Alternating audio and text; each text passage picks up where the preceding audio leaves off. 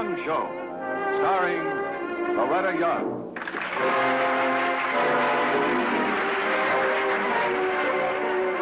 Hello. Talent is the theme of our visit tonight. And of course, as you know, there's so many kinds of talent. For instance, what a fine actress like, well, Helen Hayes can tell us in a word or an attitude, Harry Lubin, our musical director, conveys in a note or a melodic strain. And in a moment, because of a letter, we're going to follow a Schumann symphony back over 100 years to the sights and sounds and people and places that are its theme. And now turning back to our letter tonight. It's from 15-year-old Edward Mead.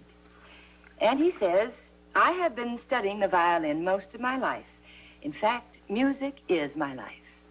Now my parents are crabbing at me for not going out with my friends more often. They just don't seem to understand that nothing and nobody is as important to me as developing my talents. Ed, I think perhaps Robert Schumann's music probably speaks more intimately to you right now than anything anyone else has to say. And it could tell you of another great artist, too, Clara Schumann, his wife, and of her thoughts on talent.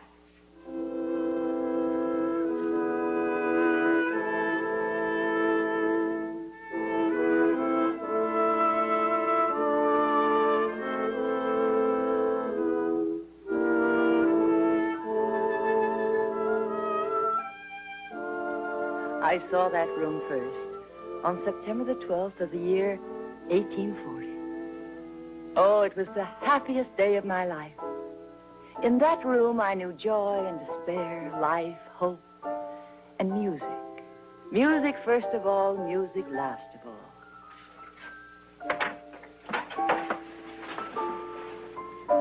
Oh, Robert, what a lovely surprise. Mrs. Schumann, your kingdom and your slave. Oh, and what a lovely husband. Oh, Robert, it's a beautiful room. Look at that chair.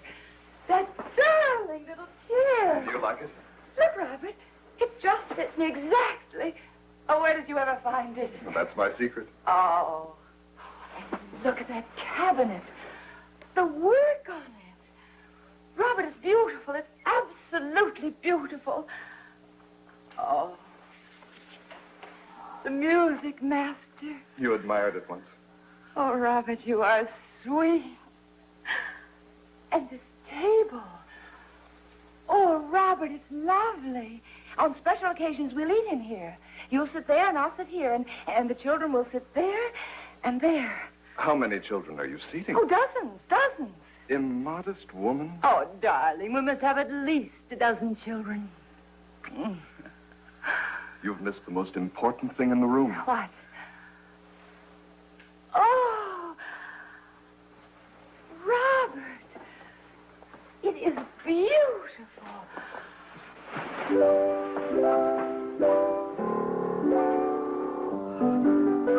tone.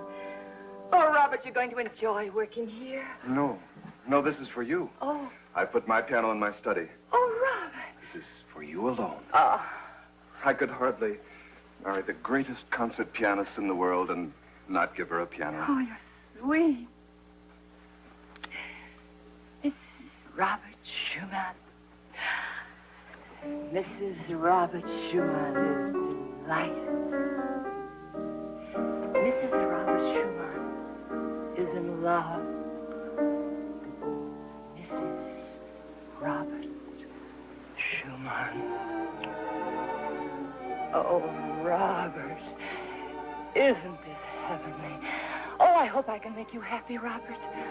But that's what I'm supposed to say to you. No, it's different with us. Oh, your friends probably think you're not getting a very good wife. While other girls have been learning about cooking and caring for children, I've been learning nothing, Robert. Nothing. Nothing?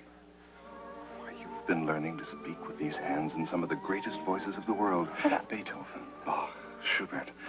You've won the applause of the whole world, of royalty. Robert, please don't speak as if any of that were important. But it is important. Why, music has been your whole life. Yes, it has been my whole life. But not now. Now you are my life. And music will assume its proper place. A part of it, but not all. I don't want you to give up your music. Why, it was music that brought us together. I remember the first time I saw you. You were 13 and you played a piece I had written. I still hold that in my memory. Robert, this is no time for a long discussion on music. This is the beginning of our world. Our first home. Our first hour.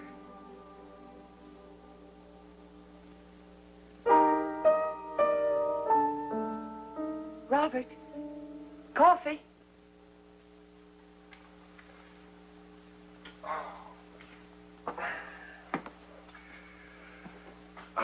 The coffee. There you are, my dear.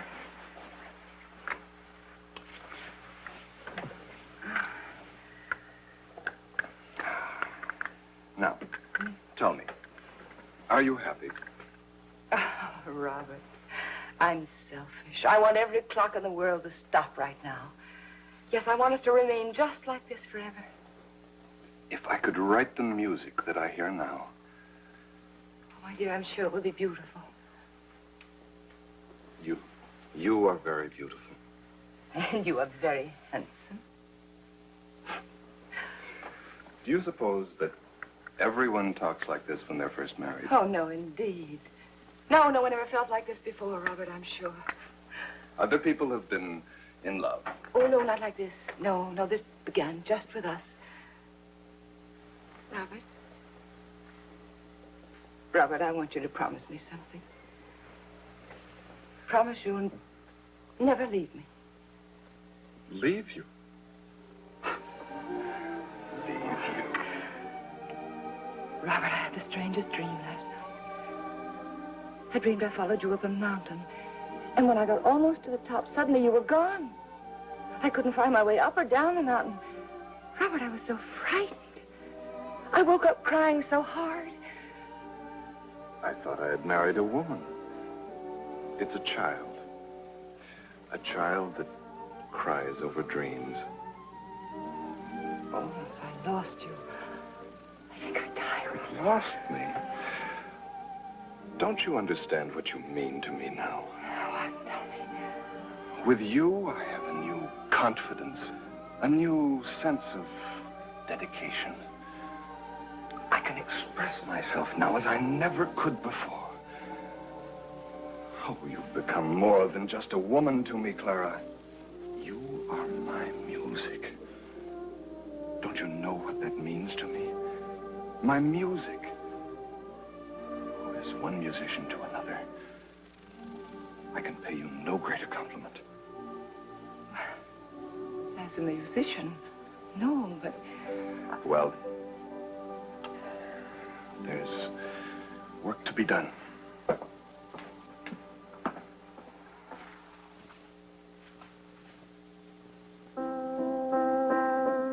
That I had spoken a few short weeks before echoed through the room till death do us part. Why did I think of death? Why did I think of partings? Why did sorrow come sifting through my heart? I did not know.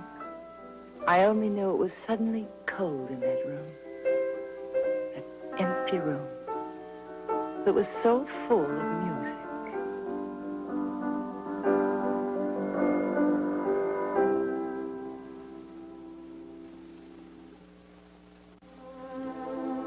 How many times in how many years did I gaze out that window? Who can say? Not even I myself. But somehow I associated that window with every mood of marriage. Joy, anger, tears, happiness.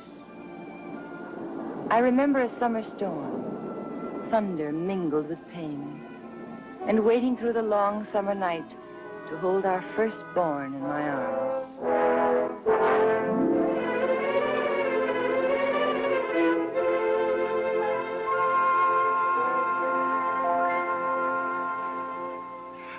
She's doing splendidly. How do you know? My dear fellow, please give me a little walking room. Now, look here. Having a baby is a very important process. It can be dangerous. A lot of things can happen. Doctor! Robert, I want you to go into the kitchen and fill every large kettle with water and put it on to boil. And I don't want you to touch this door until I open it. She'll be all right, won't she? Trust me.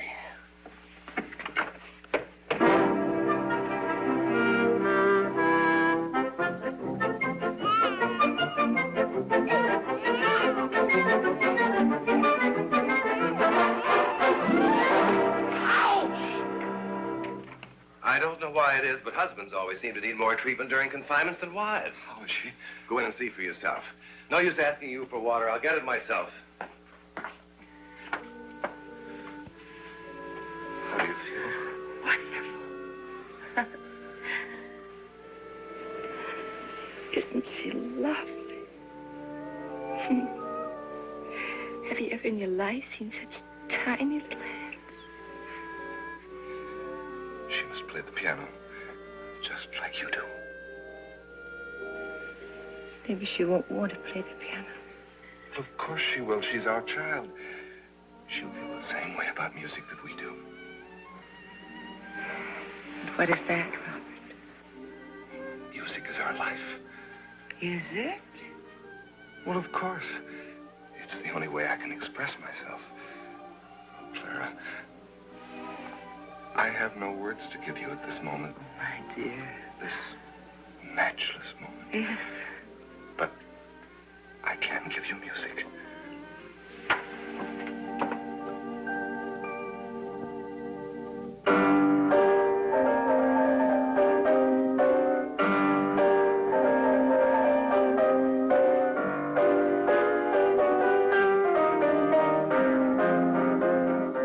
The music that Robert played that night was full of glory. And yet I wept. I wept without knowing why. I held life cradled in my arms, and Robert had turned from life to music.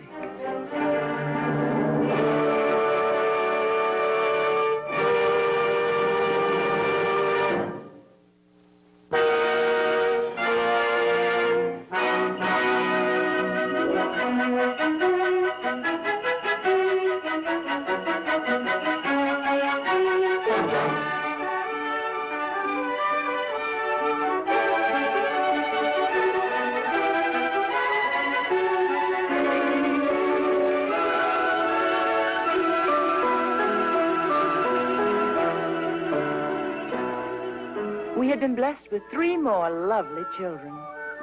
That room was home to me, as no other room ever had been before, or ever would be again. I was always sorry to leave it, yet periodically we had to go off on a concert tour to earn money for our daily bread. Robert sometimes called our children the little people, and what dear little people they were. How it hurt me to leave them.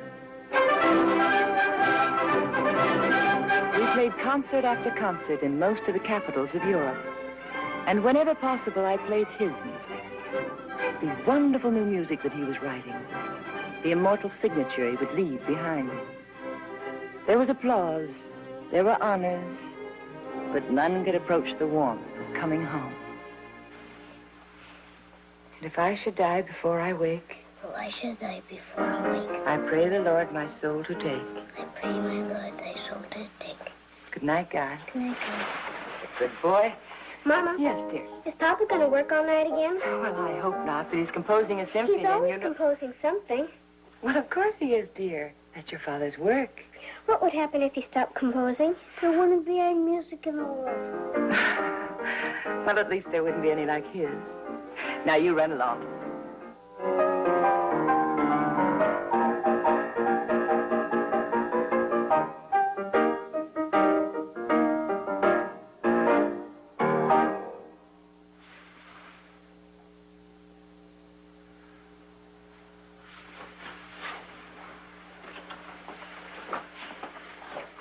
Oh, my dear, you look so tired. Come here and relax, and I'll get you something to eat. No, I don't feel like eating. But you didn't have any dinner, and it's not good not to eat. No, Clara, please. I finally got that passage the way I wanted it.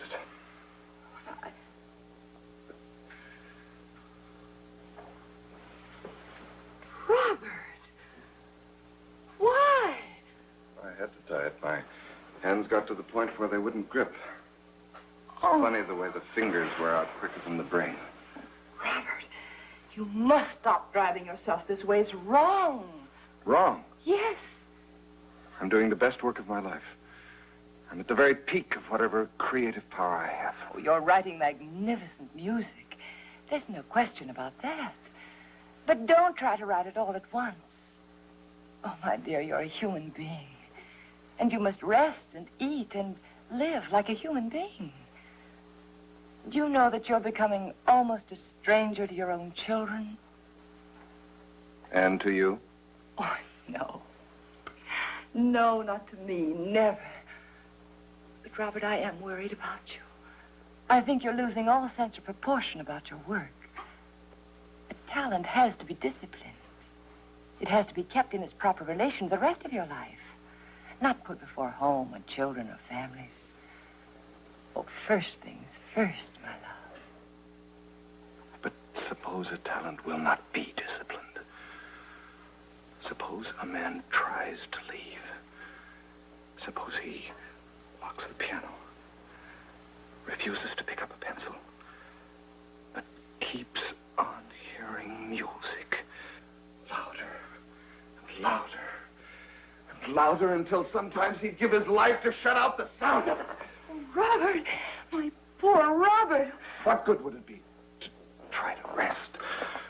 What rest would there be for me with music beating, pounding, drumming in my ears? Robert, we'll go away. We'll go way up into the mountains someplace where there isn't even a piano. What you need is rest. I know it is. Maybe when I finish the symphony, we'll try it. No, Robert. Not when you finish. Not when you finish. Now, Robert. I can't leave now. Not now when I'm doing my best work. But you can come back to it later, Robert. No, I can't leave it. You should know that. You above everyone. Is a symphony worth your health? Your life, perhaps? The symphony is my life. But, Robert, you're lost if you believe that. Then perhaps I am lost. Robert, don't work anymore tonight, please. I've thought of how I want to begin the next symphony. Robert, please, I beg of you, don't work Oh, you anymore. stop interfering.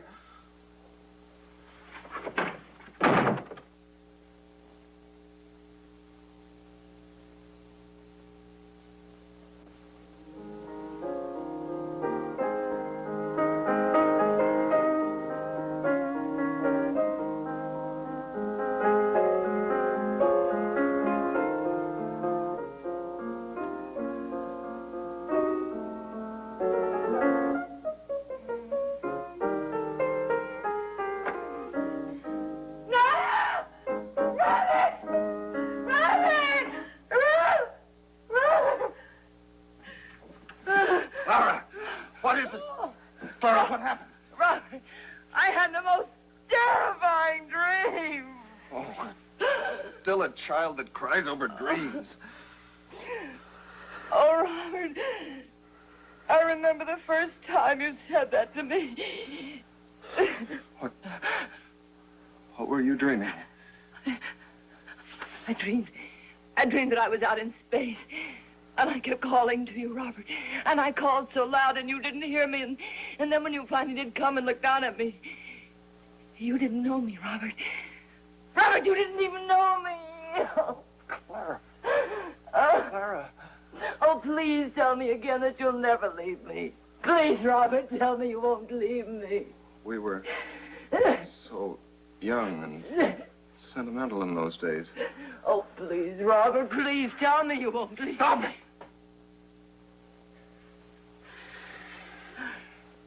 Let me tell you instead that you've been all a man could ever hope to find in a woman.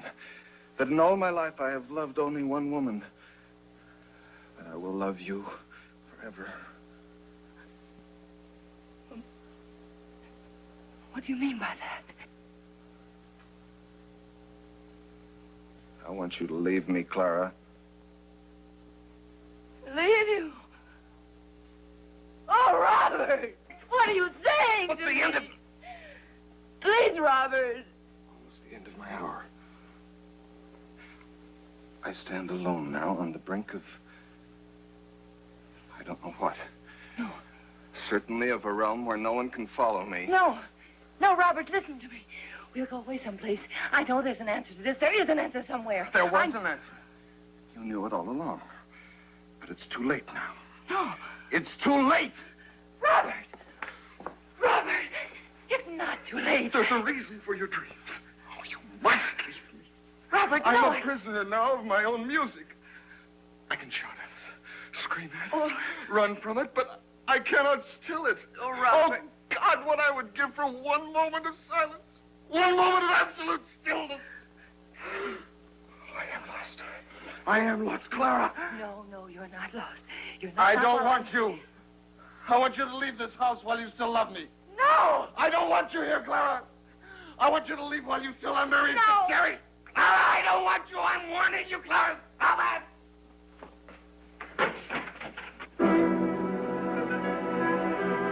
I feel as though I had been born in that room. I know that in the darkness of a certain night, I died there.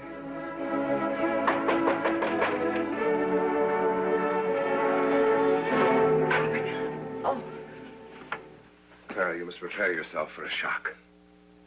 Robert? He threw himself in the river. Dead? No, he's not dead. But Clara... Robert! Oh, Robert!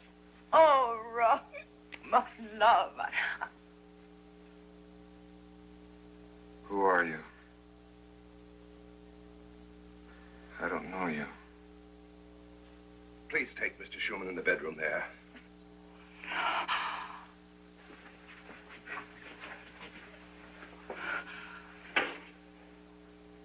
It's a complete mental breakdown. Oh. I'm afraid he'll have to go to an institution for a while. Oh. Oh.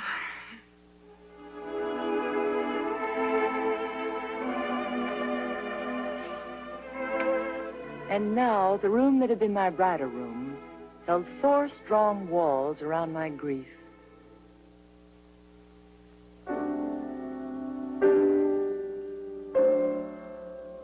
I played his music then, played it for myself, played it for our children. Music and memories were all we had left of husband and father. It was over 2 years before I was permitted to see him again.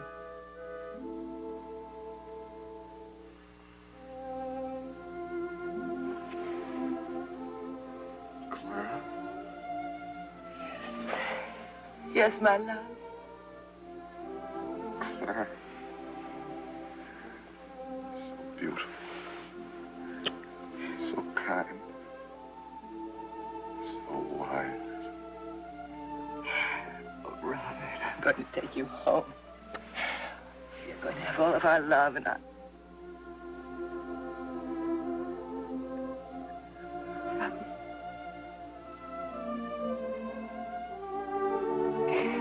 Oh.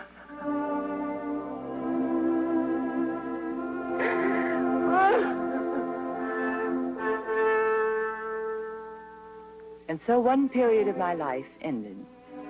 I had been young when I first entered that room. I would never be that young again. Nor would I ever know the same warmth, the same happiness or love again. Within those walls, a love story had had its beginning and its ending. But the music of Robert Schumann would live forever.